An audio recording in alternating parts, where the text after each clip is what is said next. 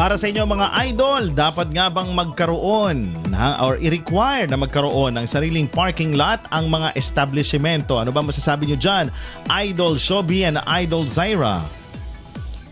Ayan, sa akin muna, Idol Jay, Idol Shobi. Para sa akin, napapor ako na i-require or magkaroon ng sariling parking lot itong mga establishments, particular na itong malalaking establishments kagaya ng mga supermarket, ng mga ospital, gano'n. Kasi hindi lang yung daloy ng trapiko yung maapektuhan dito sa lungsod. For example na lang dito sa lungsod ng Kawayan, karamihan kasi ng mga establishmento, maliit lang yung parking space nila. Ang karamihan ay wala din.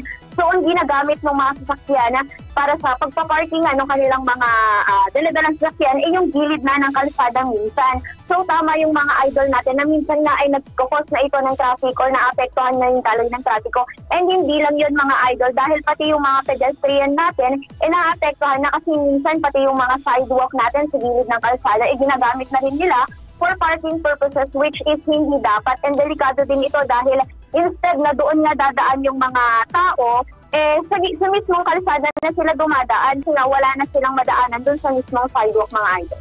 Ayun nga na nakakalungkot na ganyan nga na ang tagal-tagal ng isinusuhestyon or isinusulong na tawag dito na dapat may tamang parkingan o di kaya wag magpa-parking sa mga sa gilid ng kalsada. Tawag dito para sa akin, sa ating pulso ng masa ngayong umaga, sa ating pinag-uusapan, ay ako, pabor na pabor ako dyan na magkaroon ng sariling parking or parking space or parking lot ang mga establishmento. Tama lahat naman yan na nagkukos ng traffic o walang madaanan ang mga ang ating ang publiko. Oo kapag kaganyang kung saan-saan lang nagpa-parking siguro idol Shobi and Idol Zaira, mas mainam din na kapag magbibigay katulad ngayon ng mga business permits, dapat i-require na din yan, di ba? Na dapat ang establishmento mo, ang negosyo mo ay may sariling parking space. Kung maliit naman ang parking space mo, siguro i-require din na meron kang security guard o di kaya may mag-a-assist or may tao na mag-a-assist doon sa iyong mga customer, sa iyong kliyente na 2 at a time, maybe 3 at a time, depende sa laki ng space mo or ng parking space mo.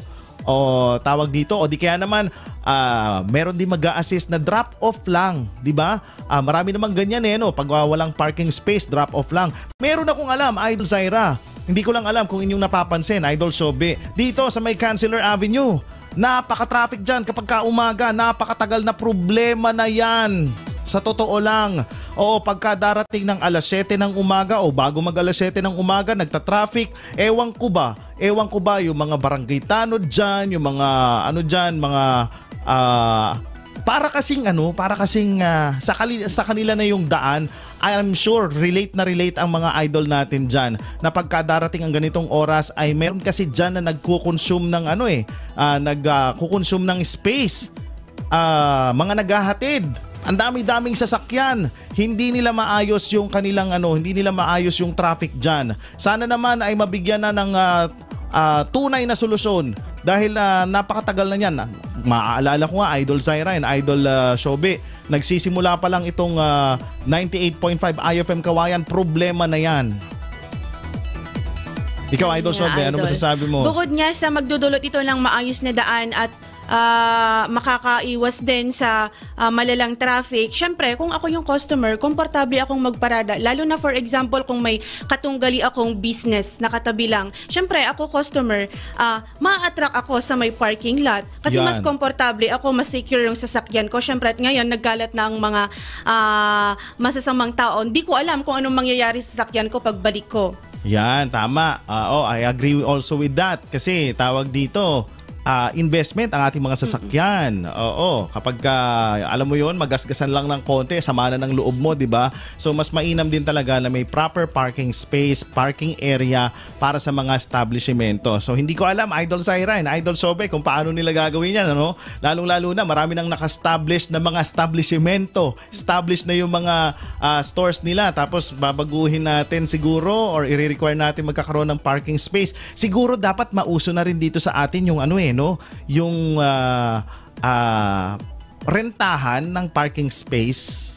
Yung tipong there will be a space tapos babayad ka lang siguro para mag-parking for a certain period of time, 'di ba? O sa mga malls meron 'yan 'di ba? Ang mga malls may mga parking space na silang sarili pero pinapabayaran pa rin nila minsan. O dito siguro kung may-ari ka naman ng lupa at wala ka namang or hindi mo pa ginagamit for any negosyo or anything personal, ay siguro pwedeng gawing ganun ano. Oo. Para yung ano din, halimbawa, yung mga walang parking space na mga establishmento, pwede nilang i-direct doon yung kanilang mga kliyente na doon po pwede kayo mag-parking. Ang hirap din kasi talaga sa isang sa isang motorista o di kaya naman sa isang customer na walang mapagparkingan pero kailangan doon siya pupunta siya doon sa establishmento na yun na walang mapagparkingan. Oo.